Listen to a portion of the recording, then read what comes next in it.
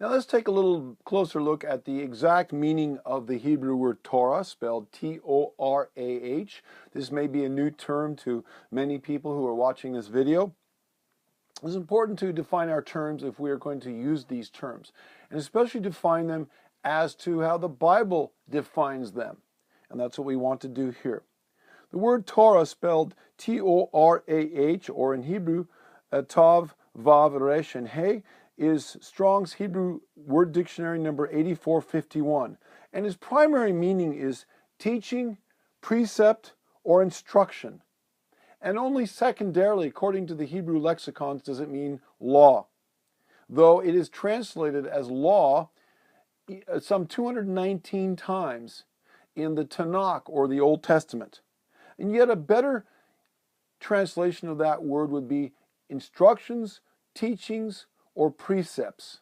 Now ask yourself, what has a better ring to it? What has a less abrasive, less pejorative connotation in your mind? Law, implying all the do's and don'ts and penalties and you know, kind of the harsh concepts, whether we look at it from a physical standpoint or a spiritual standpoint, or the words instructions, teachings, or precepts? Well, I think you know the answer. I suspect if the word Torah had been translated as instructions or teachings in the Bible as opposed to law, people's concepts of this would be very different than it is now.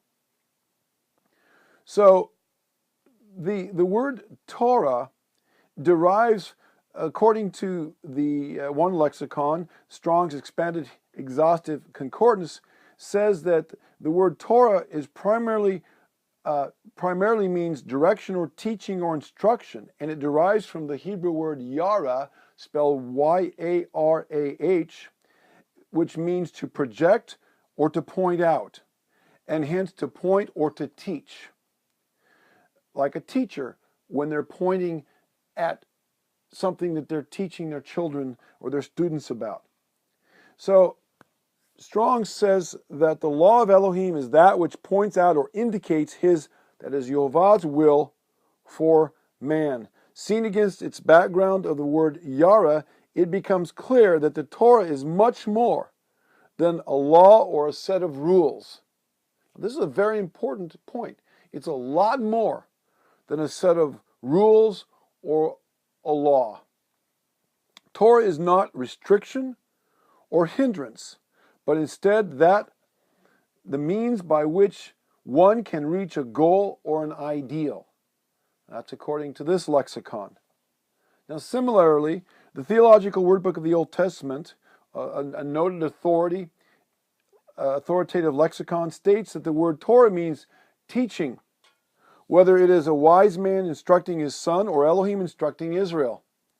The wise give insights into all aspects of life so that the young may know how to conduct themselves and to live a long and blessed life. For example, in Proverbs chapter 3. So too, Elohim, motivated by love, reveals to man basic insights into how to live with each other and how to approach Elohim. Through the Torah, Elohim shows his interest in all aspects of man's life, which is to be lived under his direction and care. The Torah of Elohim stands parallel to the word of Yehovah. The Torah of Elohim stands parallel to the word of Yehovah. So the Torah and the word, and we know that Yeshua, the Messiah, is the word of Elohim that was made flesh. These are synonymous concepts, or as I said earlier, the living and the written Torah are indivisible, two sides of the same coin. Yeshua came to reveal the word and the truth and the way of Yehovah. He came as the living word and became flesh and showed us how to walk it out. Now, as already noted, the word Torah originates from the word yara, the Hebrew word yara, which also means to flow as water, or to lay or to throw as in shooting an arrow, or to point out as if aiming the finger to make a point or to point at something, like a teacher or an archer. Like a teacher points, or an archer shoots his arrow at a target. Now, the word moreh, spelled M-O-R-E-H, is another Hebrew word, and it is a cognate, or in the same family, or related to the word yara. And in fact, I believe it comes from yara, and it's a cognate of the word Torah. So Torah and yara, in a sense, or moreh, are like cousins, lexically or etymologically. And the word moreh signifies that the law is the revelation of Elohim's will. Therefore, when one is walking according to the Torah of YHVH Elohim, one is walking in the light of YHVH's truth, which is hitting the mark of righteousness. Likewise, YHVH's righteous teachings or instructions are like a river of life flowing from his throne, aimed at hitting the mark and the truth of righteousness. Now, if we put all these Hebrew words together, this is the expanded meaning contextually of the Hebrew word Torah. By contrast, the Hebrew word for sin, which is chata, which is Strong's Hebrew number 2298, means to miss the mark or to transgress the Torah, as 1 John 3:4 says, for sin is a transgression of the law, or the Torah. Now, the meaning of the word Torah can also be expanded in light of its Paleo-Hebrew pictographic word pictures. Now, Hebrew was originally the Hebrew alphabet, not the alphabet that we have today, but the original Hebrew alphabet that probably all of the Bible was written in, or at least most of it, was originally the letters of the alphabet were pictographic. They were literally picture symbols. And each picture symbol had a particular meaning. So, for example, the first letter of the word Torah is the letter Tav, corresponding with our letter T, means sign or seal or covenant. The second letter of the word Torah is the Hebrew letter Vav, corresponding with our letter O, and it's a picture of a nail, a peg, and it means to secure or to add. The third letter of the Hebrew word Torah is the letter R, or in Hebrew Resh, and it means it is a picture of a head or a person, and it means the highest, that which is the highest, even as the head sits on the shoulders and is the highest place on the person's body. And finally, the letter H, or the letter He, the last letter of the Hebrew word Torah, in Paleo-Hebrew means to behold or to reveal. So if we put these four letters together, the Tav, the Vav, the Resh, and the He, and combine their Hebrew word meanings, the meanings of each individual picture, we have a couple possible meanings to give us a fuller understanding of what the word Torah means. The word Torah can mean the highest secure covenant revealed. It also can mean the covenant or sign that reveals the secure head or highest person. So who is the secure head or the highest person in the Bible? Well, it's Yeshua, the living Torah, the word of Elohim. And now once again we see the concepts of the living and the written Torah united, revealed as two sides of the same coin in Hebraic thought. Next, let's discuss the origin of the Torah and its introduction into the world. Now, many people in the church have the idea that the Torah originated with Moses, that he got it from Elohim and gave it to the children of Israel. And that's true. He did get it from Elohim, and he gave it to the children of Israel. But to say that the Torah originated with Moses would be like saying that because if I'm a teacher and I'm teaching about the U.S. Constitution and I give a copy of the U.S. Constitution to my students, that would be like saying I wrote the Constitution, or the Constitution originated with me and I'm the one that gave it to the children, and that's the first time that the world had ever seen the Constitution, when I gave it to my students. When in reality we know that the Constitution originated back in the 1700s, some 240 years ago. Well, the same is true about the Torah. Though Moses gave the Torah to the children of Israel, the Torah predates the children of Israel.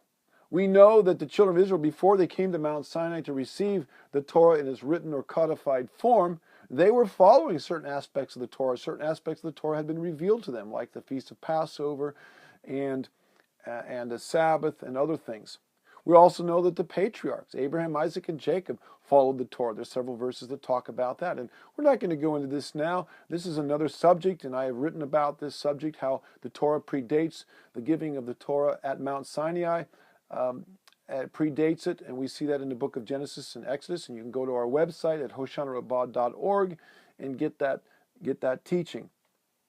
But I'd also like to show you that the Torah not only predates Moses and the children of Israel in Mount Sinai, but it predates humanity.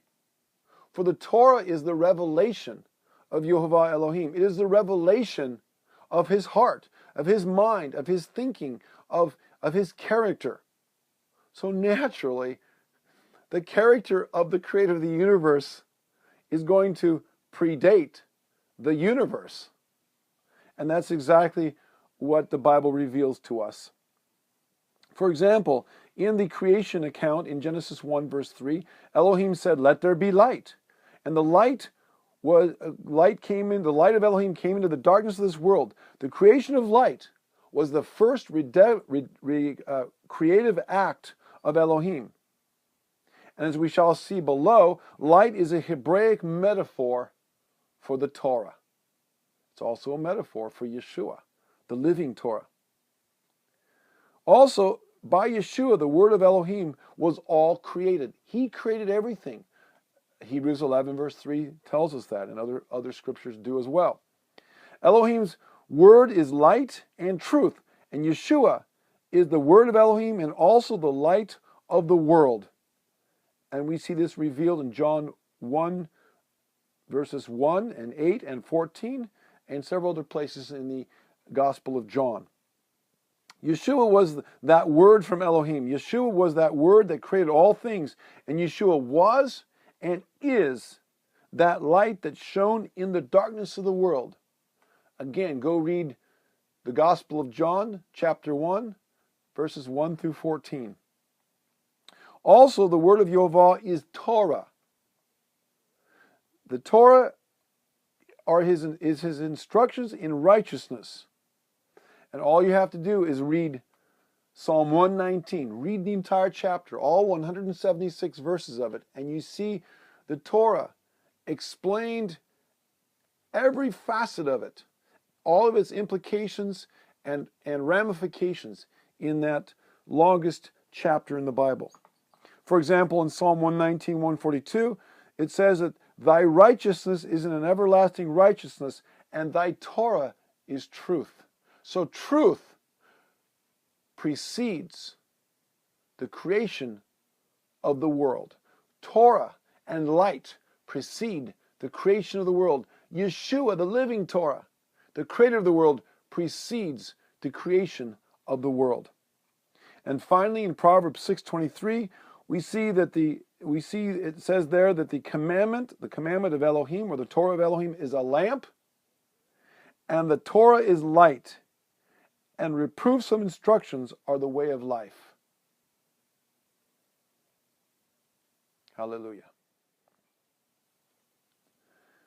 Now, we mentioned at the beginning of this teaching that we would be illustrating how Torah is the central or dominant theme of the Bible. And to do this, we would take the first few verses of the Bible, the very middle of the Bible, and the very last two chapters of the Bible, several verses out of those two chapters in the book of Revelation, and show you how Yeshua, the living Torah and the written Torah, are prominently highlighted in those three places.